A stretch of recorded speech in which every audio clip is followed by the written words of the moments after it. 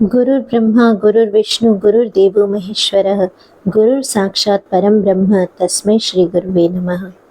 Hello guys, हम पिछले chapter से ज्वर के भेदों का अध्ययन कर रहे हैं।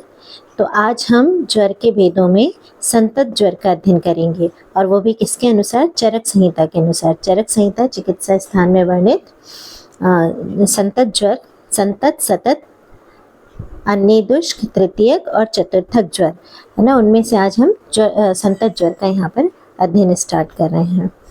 तो आइए देखते हैं। सबसे पहले हम इसकी संप्राप्ति समझते हैं, मतलब ये किस प्रकार से उत्पन्न होता है। तो श्लोक है, श्रोतो भी विश्रता दोषा गुरुवो रस्वाहिभि सर्वदेहानुगाः स्तब्धा ज्वरम कुर्वन्ति संततम। तो संतत ज्वर में क्या होता है? जो दोष है, कौन से दोष? गुरु दोष। गुरु दोष यानी बढ़े हुए दोष। निदान सेवन से जब दोष बहुत ज़्यादा बढ़ जाते हैं तो ये गुरु दोषा गुरुओं यानी गुरु दोष यानी बढ़े हुए दोष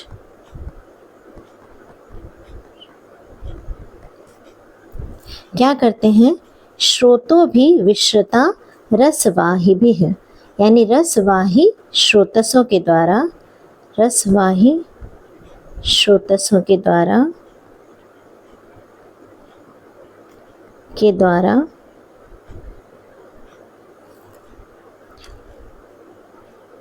सर्वदेहानुगाः सर्वदेह में प्रवेश कर जाते हैं, द्वारा फैलकर, है ना, इनको फैलकर लिखना चाहिए। सर्वदेह में प्रवेश कर जाते हैं, है ना। फिर क्या होता है? वहाँ पर स्तब्ध होकर यानी जकड़ जाते हैं, स्तब्ध रुक जाते हैं। सर्वदेह में ये रुक जाते हैं, अवरुद्ध हो जाते हैं, अवरुद्ध हो जाते हैं, और उसके बाद ये संतत ज्वर को उत्पन्न कर देते हैं,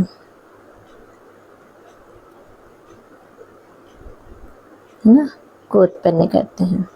तो ये इसकी संप्राप्ति है, ये किस प्रकार से उत्पन्न होते हैं। तो इसमें मुख्य रोल किसका है?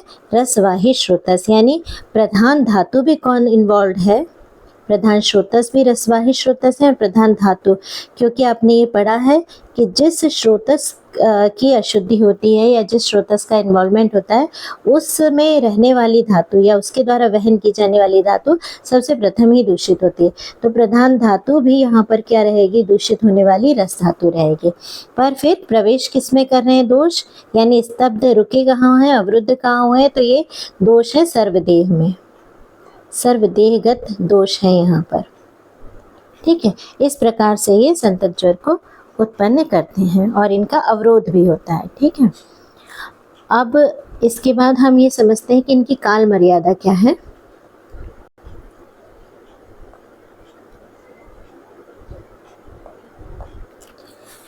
तो फिर क्या होता है इसके बाद? काल मर्यादा, तो क्या लिखा है? दशाहम व, ये सारे श्लोक हमें याद करने हैं, है ना। जितना अच्छा ये याद रहेगा उतना ही अच्छा हम क्वेश्चंस भी जवाब दे पाएंगे और पीजी वगैरह की तैयारी के लिए भी सही रहेगा। और हम शास्त्र को अच्छी तरह जितना समझते हैं उतना ही अच्छा हम ट्रीटमेंट भी आगे चल के कर पाएंगे। तो सप्ताहम, दशाहम व द्वादशाहम व सप्ताहम व सुदुः सह स शीघ्रम, शीघ्र कारित्वात् प्रशमं याति हन्ति वा।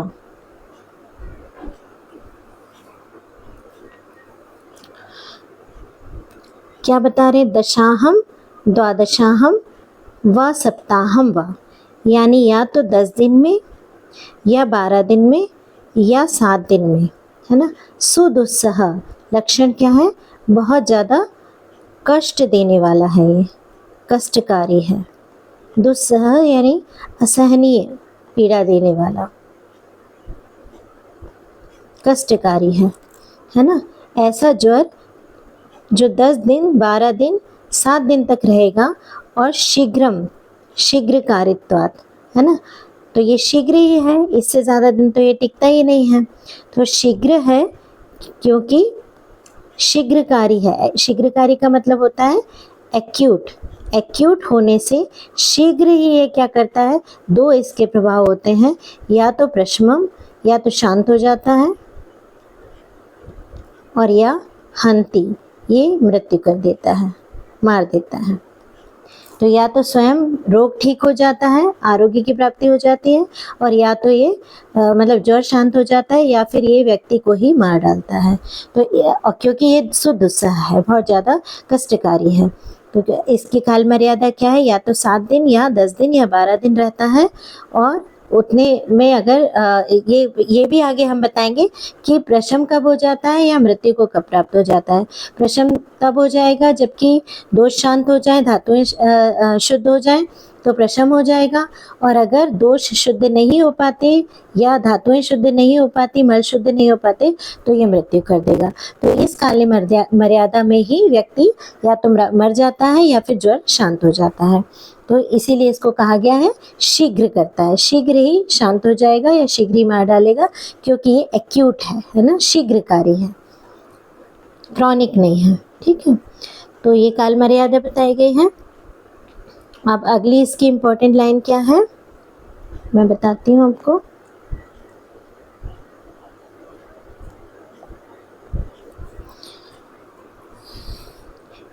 इसमें पॉइंट याद रखने वाले क्या है, सुदुस्सह भी याद रखने हैं और इसकी काल मर्यादा भी याद रखनी है।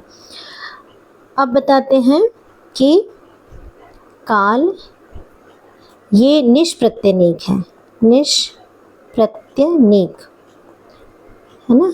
निष्प्रत्यनीक का मतलब जिसका कोई विरोध नहीं कर रहा है। अब कि इसका कोई भी जिसका विरोधक भाव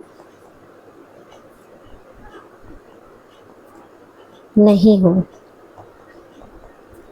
ठीक है, जिसका विरोधक भाव नहीं होगा तो क्या होगा कि वो और ज़्यादा बढ़ेगा, है ना। किसी चीज़ को कोई विरोध कर रही है, किसी दोष को कोई विरोध कर रहा है, या ज्वर आने का कोई विरोध कर रहा है, तो वो ज्वर बहुत ज़्यादा कष्टकारी नहीं होगा।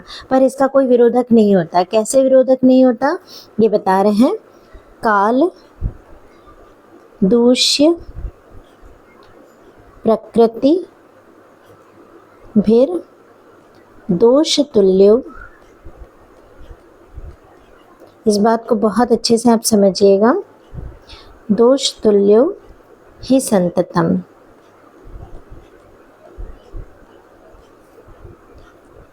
निष्प्रत्यनीकः कुरुते तस्माच् ज्ञेयः सुदुस्सह। अब ये इसको हमने कहा सुदुस्सह है। कौन सा, संतत ज्वर। तो संतत ज्वर की सुदुस्सहता का कारण बता रहे हैं कि क्या है।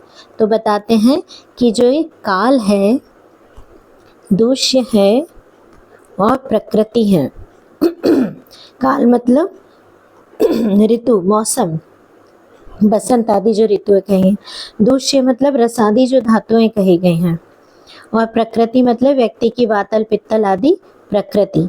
ये तीनों के तीनों क्या हैं, दोष जो कि संतत ज्वर को उत्पन्न कर रहा है, उसके समान होने के कारण, है ना। समान है तो क्या है, इसका कोई विरोध नहीं कर रहा, सब इसको बढ़ाने का काम करेंगे। तो इसलिए क्या कहलाता है, निष्प्रत्यनीक, यानी जिसका कोई विरोधी नहीं है ना। तो इसका कोई विरोधी नहीं है, इसलिए दोष ज़्यादा मात्रा में बढ़ जाते हैं, इसलिए इसको सुदुस्सह कहते हैं, क्योंकि ये ज़्यादा कष्ट देता है। ठीक है, लेकिन चक्रपाणी ने इसका एक एक्सप्लेनेशन भी दिया है। इसका अर्थ इस तरह से किया जाता है, पर चक्रपाणी इसका एक्सप्लेनेशन क्या देते हैं कि चूंकि काल दूष्य और प्रकृति दोष के समान हो, है ना, ये कंडीशन बहुत मुश्किल से ही मिलती है। मतलब ये कैसे कि काल जैसे बसंत का काल है तो क्या होता है, कफ प्रकोप का काल होता है। दूष्य भी रस हो जिसमें कफ प्रधान रहता है, और प्रकृति भी कफज प्रकृति हो, है ना, और दोष कफ दूषित हो रहा हो, कफ के द्वारा ये सब दूषित हो रहे हैं। तो ऐसी स्थितियां कम ही आती हैं। इसलिए यहाँ पर यह अर्थ किया जाना चाहिए कि दोष इतनी मात्रा में बढ़े हुए, इतनी ज़्यादा मात्रा में बलवान हैं कि ये सब विरुद्ध होते हुए, ये मान लीजिए काल उसके समान न भी हैं तो भी वो उसका विरोध नहीं कर पाते, इसलिए वो निष्प्रत्यनीक कह रहे हैं इसको। ठीक है, चक्रपाणी ऐसा एक्सप्लेनेशन दे रहे हैं कि अगर असमान भी है काल आदि दोष के तो भी इसका विरोध नहीं कर पाते, इतने बलवान दोष संतज्वर को उत्पन्न कर रहे हैं। तो इस कारण से इसको निष्प्रत्यनीक, मतलब निष्प्रत्यनीक तो ये होता है, पर निष्प्रत्यनीकता का कारण वो ये बता रहे हैं कि इसका विरोध नहीं कर पाते, इतने बलवान है। और एक अर्थ ये भी है कि ये संतज्वर उत्पन्न ही तब होता है जबकि ये सारी की सारी कंडीशंस दोष के समान होती हैं, तो दोष का विरोध नहीं होता, इस कारण से यह निष्प्रत्यनीक होता है। और इसीलिए इसको सुदुस्सह यानी बहुत ज़्यादा कठिनाई से ठीक होने वाला या बहुत ज़्यादा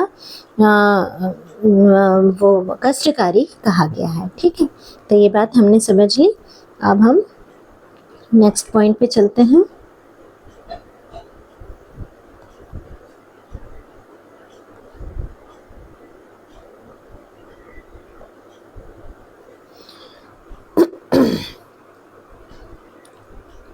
अब इसके 12 आश्रय बताए गए हैं ना,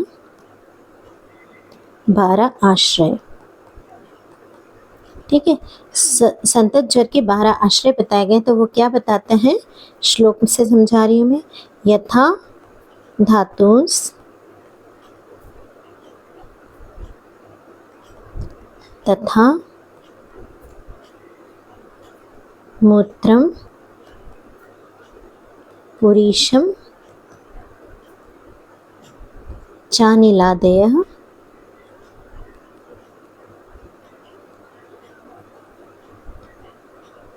युगपच्चानुपद्यन्ते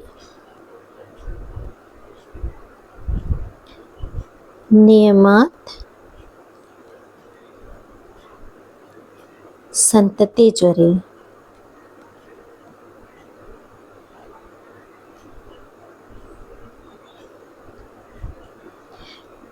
ठीक है, तो क्या बता रहे हैं, यथा धातुंस यानी सभी प्रकार की धातुएं, रसादी धातुएं,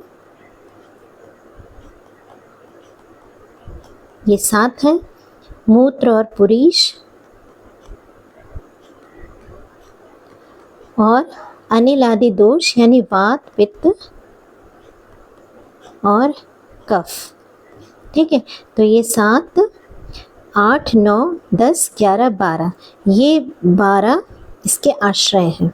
तो क्या बता रहे हैं, यथा धातुंस तथा मूत्रम पुरीशम चानिलादयः, अनिलादि यानी वात पित्त कफ, युगपत यानी एक साथ, युगपत का मतलब है युगपत यानी एक साथ, अनुपद्यन्ते नियमात निश्चित रूप से दूषित हो जाते हैं।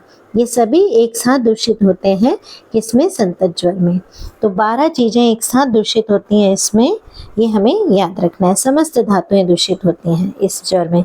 रसादी रस व स्रोतसों के माध्यम से फैलकर दोष सारे शरीर में स्तब्ध हो जाते हैं, और स्तब्ध होने के बाद ये क्या करते हैं, सभी चीज़ों को दूषित कर देते हैं। तो वात पित्त कफ यानी त्रिदोष है इसमें, ये याद रखना है हमें, त्रिदोषज है, तीनों दोष दूषित हो रहे हैं। उसके बाद ये 7 धातुओं को भी दूषित कर दे रहे हैं और मूत्र और पुरीश को भी दूषित कर दे रहे हैं। अब इसकी 2 कंडीशंस भी बताई जाती हैं।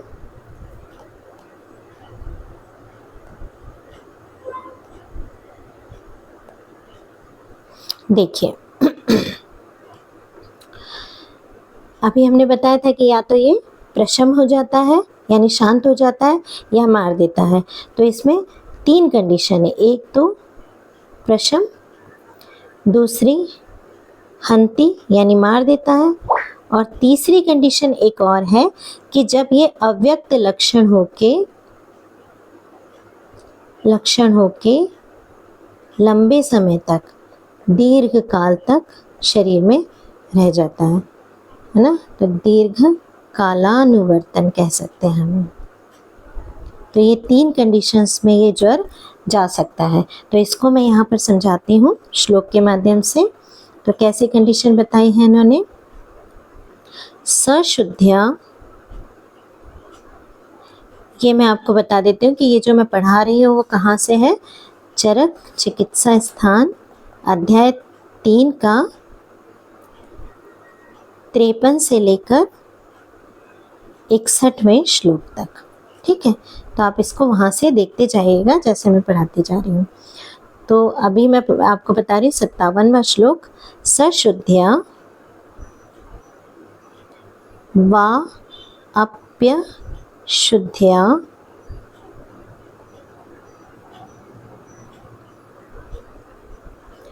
वा रसादीनां मशेषतः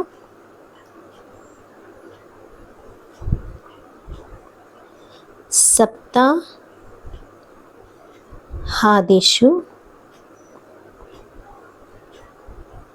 कालेषु प्रशमं याति हन्ति वा। ठीक है, तो अभी मैं इन 2 कंडीशंस के बारे में बता रही हूँ। तो क्या बताते हैं? शुद्ध्या वा अपि अशुद्ध्या वा, विकल्प से रसादीनाम अशेषतः, विकल्प से यानी 2 प्रकार से ये कह रहे हैं कि या तो रसादी धातुओं की, रसादी जो 12 आश्रय है ना, जो बताए हैं 12 आश्रय इसके, तो रसादी की यदि अशेषतः यानी पूर्णतः, अशेषतः का मतलब पूर्णतः, यदि शुद्धि हो जाए, यानी हमारी प्रक्रियाओं द्वारा हम कुछ भी जो चिकित्सा करा रहे हैं उसके द्वारा यदि वात पित्त कफ भी शमित हो जाए और जो रसादी धातुएं दूषित हुई थी, मल आदि भी, वो अगर पूरी तरह से शुद्ध हो जाए तो क्या होगा? यह शांत हो जाएगा, प्रशम हो जाएगा। और यदि अगर नहीं शुद्धि हो, है ना, हमने चिकित्सा ही नहीं की, पेशेंट चिकित्सा का उसे समय नहीं मिला या उसे चिकित्सक नहीं मिले या कोई भी रीज़न रह गया, इनकी रसादी धातुओं की अशेषतः यानी पूर्णतः अशुद्ध रह जाए तो क्या होगा? हंति, मार देगा पेशेंट को। इन 2 कंडीशन के अलावा एक और कंडीशन आती है जिसे फिर आगे इन्होंने बताया गया है, वो मैं आपको समझाती हूँ। तीसरी कंडीशन बता रही हूँ आपको, अव्यक्त लक्षण कैसे होता है।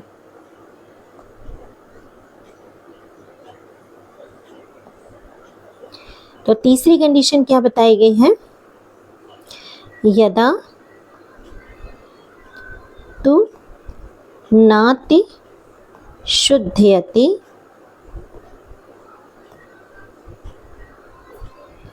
न वा शुद्धयन्ति सर्वशः।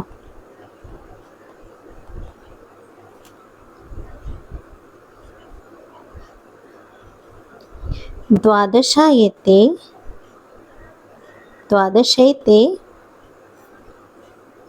समुद्दिष्टा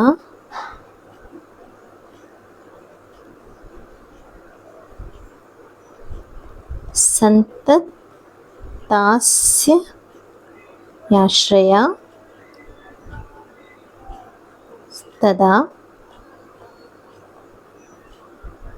विसर्गम द्वादशी कृत्वा दिवसे अव्यक्त लक्षणम।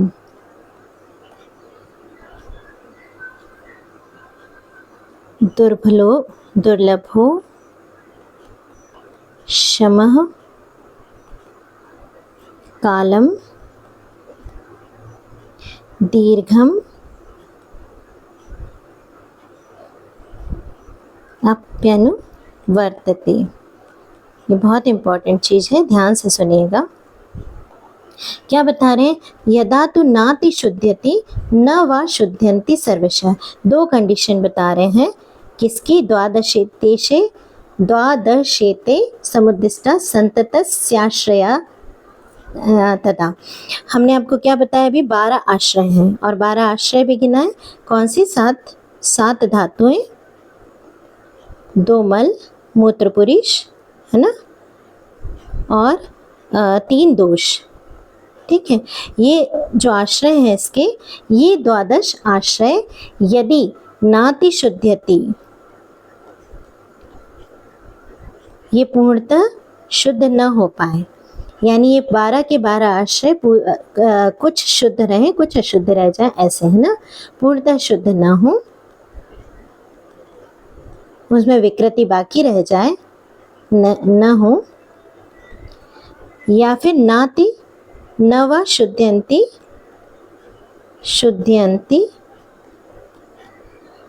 सर्वशः। सर्वशः यानी 2 तरह की अशुद्धियां बता रहे। एक तो ये कि ये जो 12 के 12 आश्रय हैं वो पूर्णतः शुद्ध नहीं हो, यानी थोड़े थोड़े अशुद्ध रह जाएं, और एक में ये कि ये इनमें से कुछ धातुएं, रस, रक्त आदि शुद्ध हो जाएं, आगे की धातुएं उत्तर उत्तर न शुद्ध हो, या मल शुद्ध हो जाए तो मूत्र शुद्ध न हो, या 3 दोष में से 1 दोष कोई शुद्ध हो जाए, 2 दोष अभी बाकी हो, इस तरह से सर्वशः शुद्धि न हो, या फिर सभी पूर्णतः शुद्ध नहीं हुए हैं। 2 तरह की कंडीशन है। अगर ऐसी कंडीशन होती है तो क्या होता है इसमें? विसर्गम द्वादशे कृत्वा, इसका ज्वर का विसर्ग हो जाता है, यानी ज्वर मुक्त हो जाता है, पेशेंट ज्वर मुक्त हो जाता है, परंतु, है ना, 12 दिवस के बाद। कौन से दिन के बाद? 12 दिवस के बाद, यानी 12 दिनों के बाद क्या हो जाता है?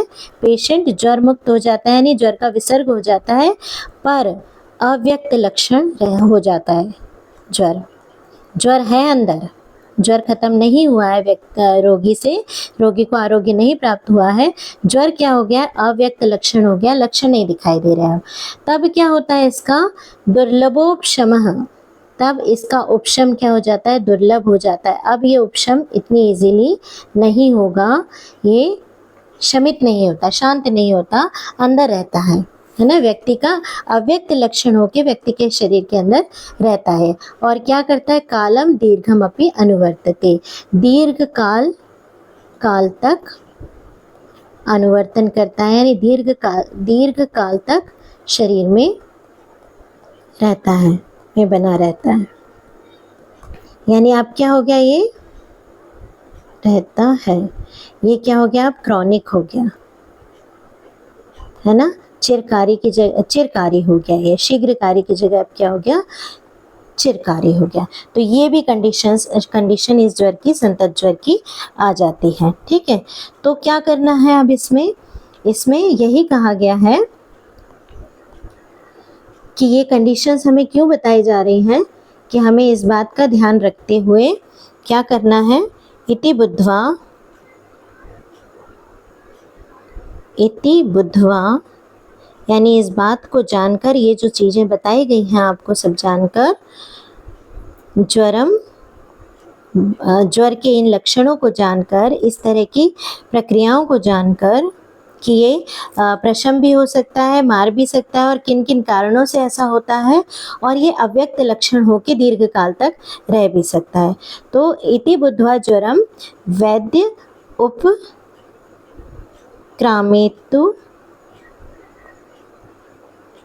संततम।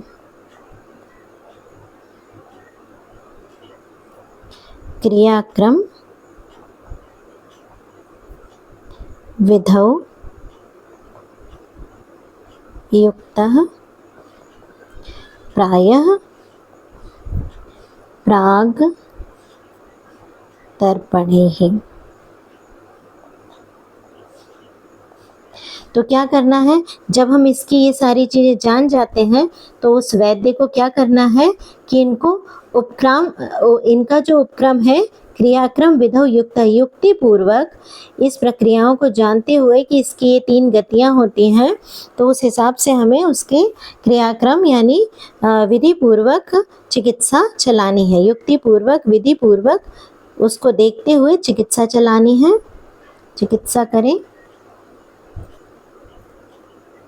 यानी 7 दिन से पहले ही इसको ठीक कर लेना है, रसादी धातुओं को पूर्णतः शुद्ध कर देना है और जिससे वो मारक ना हो जाए और लंबे समय तक रह न जाए, है ना, दीर्घकाला। और अगर कहीं दीर्घकालानुवर्ती हो गया है तो उस हिसाब से फिर हमें पहचान लेना है कि संतत ज्वर का ही ये अशुद्धि रह जा रही है, हमने पूर्णतः शुद्ध नहीं कर पाए धातुओं को, सर्वशः शुद्ध नहीं हुई और वो रह गया है शरीर में, तो फिर हमें सर्वशः उसको शुद्ध करने की प्रक्रिया करनी है। तो उसकी विधि पूर्वक इस की स्थिति देखते हुए प्रशम और दीर्घकाल अनुवर्ती तो नहीं हो गया है, मतलब प्रशम से ही शांत टाइम पर करें, या दीर्घकाल अनुवर्ती हो गया है तो उस हिसाब से किस कारण से हुआ है ये ध्यान करके कि भाई रक्त आदि धातुएं शुद्ध नहीं हो पाए तो उनको शोधन करना पड़ेगा।